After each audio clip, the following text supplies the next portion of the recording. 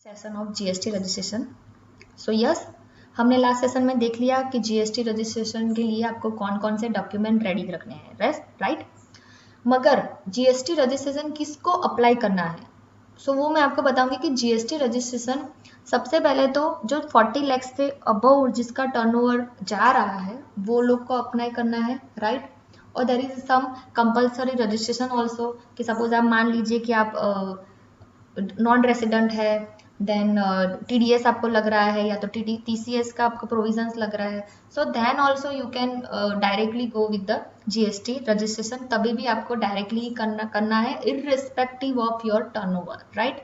सो yes, 40 lakh की limit है आपको जीएसटी रजिस्ट्रेशन में। और स्पेशल कैटेगरी जो स्टेट है, जो मिजोरम, नागालैंड, उसके लिए उनके पास 20 लाख की लिमिट है, राइट। सो और 40 लाख की जो लिमिट है फॉर बोथ साइड के लिए है। ऐसा नहीं है कि सिर्फ ट्रेडर्स और मैन्युफैक्चरर और एक्सपोर्टर्स के लिए है, that is also applicable to service provider, यानी कि सर्विस प्रोवाइडर भी है देन ऑल्सो उनके पास 40 लाख की ही लिमिट है। ऐसे वैट में या सर्विस टैक्स में था ऐसा अलग अलग लिमिट नहीं है, सेम ही लिमिट है, राइट। सो राइट नाउ मैंने आपको लास्ट सेशन में बताया था कि कौन कौन से डॉक्यूमेंट रेडी रखने हैं, राइट। अभी ये सेशन में आपको एक डेमो रजिस्ट्रेशन बताऊंगी कि अब मैंने ये एक डेमो करके कि क्या क्या आपको डॉक्यूमेंट रिक्वायर्ड है, राइट। मान लीजिए कि राइट नाउ मैं आपकी प्रोप्राइटरशिप मेरे बंदे का मैं रजिस्टर कर रही हूँ, राइट। तो सबसे मैंने उसका जो पैन कार्ड था, देन उसका आधार कार्ड था, देन उसका फोटोग्राफ है, देन उसका लाइट बिल है लेटेस्ट, देन उसकी जो कंसेंट लेटर मैंने जो आपको बताया था कि वो भी कंपलसरी है। सो वो सब मैंने ये वाले फोल्डर में सेव कर दिया है। और इतना ही नहीं, मैंने वो इन्फॉर्मेशन तो कलेक्ट की है, उसके अलावा मैंने एक शीट भी बना दिया है। सो मुझे क्या रहेगा, जब मैं ऑनलाइन फिलअप करूँगी तो उस टाइम पे ईजी रहेगा और एरर के चांसेस कम रहेंगे, राइट। क्योंकि ऐसा नहीं है कि आप अप्लाई कर दोगे तो वो जीएसटी नंबर वो लोग अप्रूव कर देंगे, नहीं।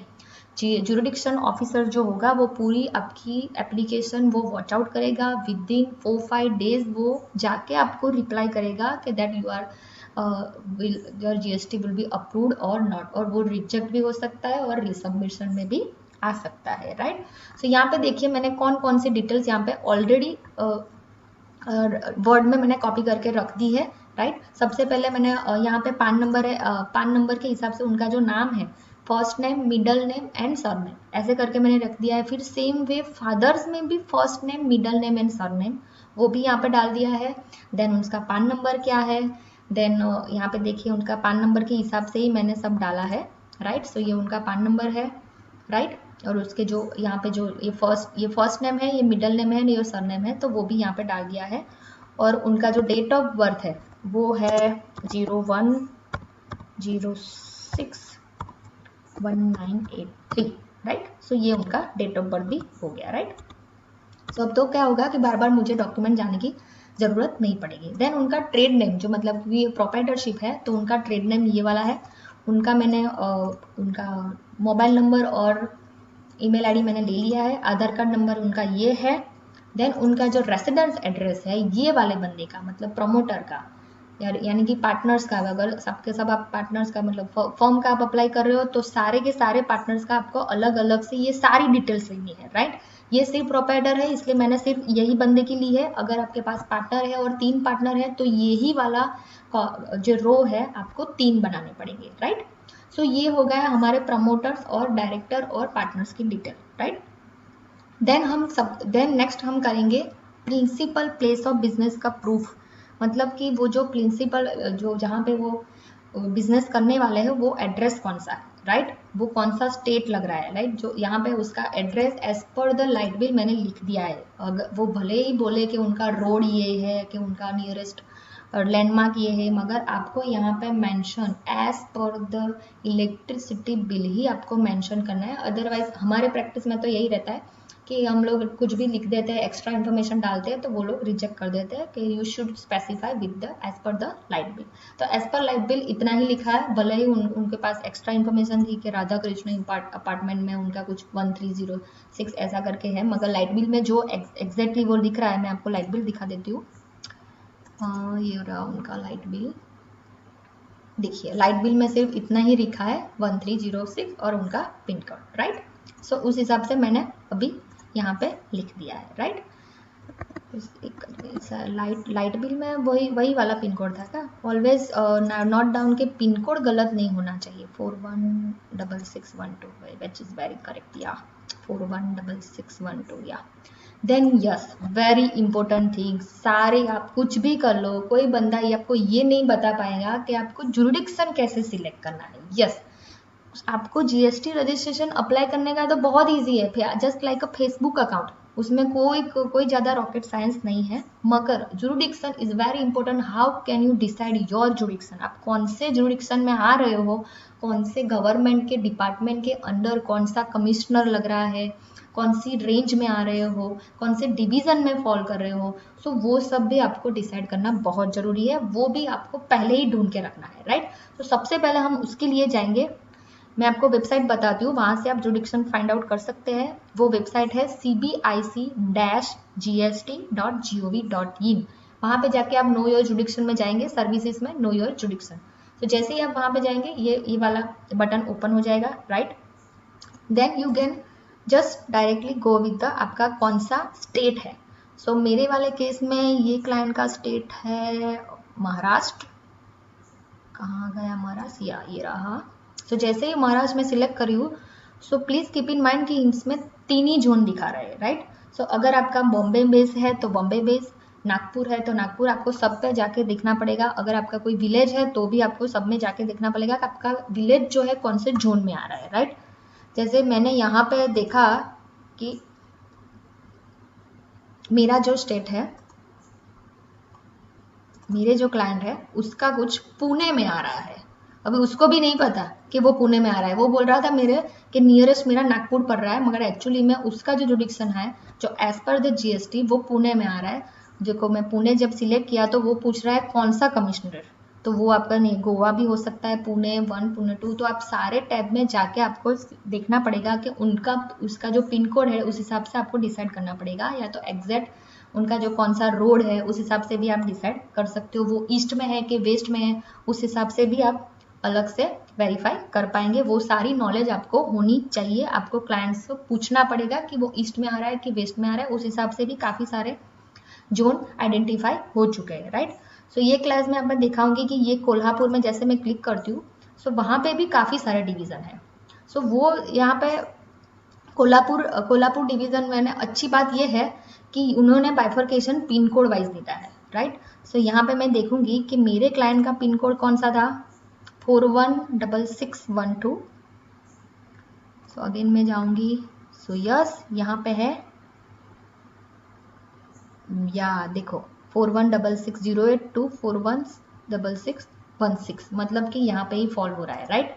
सो यस, जैसे ही आपने सिलेक्ट किया आपको पता चल गया कि मेरा एरिया जो यहाँ पे पिन कोड नंबर वाइज मेरा इसमें फॉल हो रहा है रेंज 5 डिवीजन कौन सा, कोल्हापुर और पुणे कमिश्नरेट, राइट। सो ये हो गया हमारा। सो वो भी मैंने नोट डाउन करके यहाँ पर लिख लिया है, कोल्हापुर डिवीजन 5 एंड रेंज भी 5। Then next important thing, yes, वो आएगा आपका HSN code and SSC code. जो आपका क्लाइंट जो भी सर्विस प्रोवाइड कर रहा है, या तो फिर गुड्स सेल कर रहा है, या तो मैन्युफैक्चर कर रहा है, या तो एक्सपोर्ट कर रहा है, उसका HSN कोड मतलब कि हार्मोनाइज सिस्टम कोड आपको रेडी रखना है। यानी कि गवर्नमेंट ने ऑलरेडी प्रिस्क्राइब करके रखा है, कम से कम 200 पेज का उनका लिस्ट है कि कौन सा प्रोडक्ट का कौन सा HSN कोड है और उसको कौन सा GST टैक्स रेट लगेगा। यानी कि जो भी आपके टैक्स रेट थे, राइट, आपको याद होगा 5%, 12%, 18%, 28%, तो वो भी सारे कोड वाइज ही वो आइडेंटिफाई होते हैं, राइट।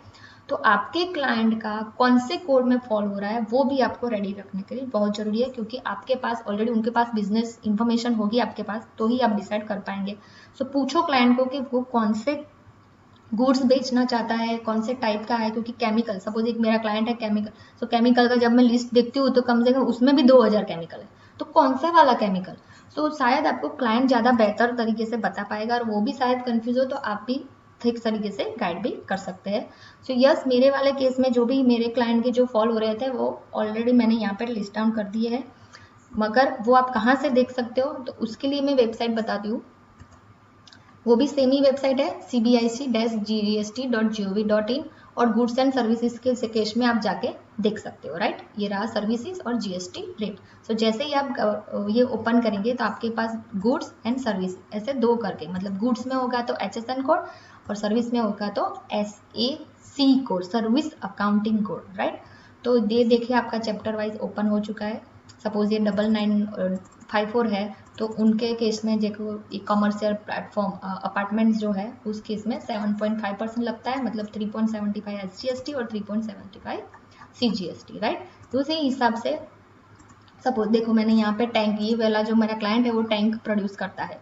सो यहाँ पे मैंने ऑलरेडी जो सपोज जैसे मैं कुछ यहाँ पे टैंक में डालती हूँ, या तो फिर सपोज मान लीजिए कि मैं मेरे क्लाइंट रबर मैन्युफैक्चर करते हैं, तो देखो जहाँ जहाँ पे भी रबर होगा तो यू नीड टू आइडेंटिफाई उनका मेन प्रोडक्ट क्या है, तब जाके आप डिसाइड कर पाएंगे, राइट। सो जैसे जैसे जहाँ पे भी रबर था यहाँ पे मेजोरिटी आ चुका है, मगर ये आपको ठीक से आइडेंटिफाई करना है क्योंकि रबर में भी देखो आपका ये वाला जो 4000 वाला जो कोड है वो 5% में आता है, राइट। देन अगेन 56 जो 5000 वाला कोड है वो 12% में आता है। देन 3 वाला जो कोड है वो 18% में आ रहा है। देन अगेन देखो यहाँ पे 39 वाला है जो 18 में आ रहा है। देन यहाँ पे 4000 वाला है वो भी 18 में आ रहा है। सो प्लीज बी श्योर कि आपको कौन सा कोड लेना है, क्योंकि उस हिसाब से क्लाइंट आपके हिसाब से आप जो बोलेंगे उस हिसाब से जीएसटी वो चार्ज करेगा अपने इनवॉइस में, right. So please be careful while you are selecting the HSN code, जो आपका सही HSN जो क्लाइंट जो बेचने वाला है finally, not about raw material, right, जो बेचने वाला है फाइनली और वो चार्ज करेगा जब जीएसटी बिल पे, तो उस टाइम पे कौन सा वाला प्रोडक्ट वो सप्लाई कर रहा है, that you need to decide over that, right. Suppose यहाँ पे सर्विस भी प्रोवाइड कर रहे हैं तो वो भी आप कर सकते हो। सपोज वो ट्रांसपोर्ट सर्विस है तो you can also click on the transport. देखो ये ट्रांसपोर्ट की सारी सर्विस भी आ चुकी है, राइट। सो सेम वे आप बोथ वे आप डिसाइड करके आपको यहाँ पे मेंशन कर देना है, सो ताकि आपको उस टाइम पे दिक्कत नहीं हो, राइट। सो ये इंफॉर्मेशन आपको पूरी रेडी रखनी है। वो आपको डॉक्यूमेंट्स लेने पड़ेंगे क्लाइंट से, तभी जब आपको ये इंफॉर्मेशन मिल जाएगी। एंड यस आपको अटैच भी करना है वो एक कलर फोटो, मतलब जो भी आपके जितने भी पार्टनर्स है, डायरेक्टर है या प्रोप्राइटर्स है, तो उनका एक कलर फोटो लगेगा पासपोर्ट साइज का। और दूसरी चीज एड्रेस प्रूफ। एड्रेस प्रूफ में क्या हो सकता है, consent letter, rent agreement, lease agreement and light bill, right. तो ये सब चीजें ध्यान में रखना, बाकी सब इन्फॉर्मेशन आप यहाँ से कॉपी करके आप पेस्ट करेंगे, राइट। सो नेक्स्ट सेशन में देखेंगे कि हम जीएसटी पोर्टल में जाके जीएसटी नंबर हम कैसे ले पाते हैं। So see you in the next video.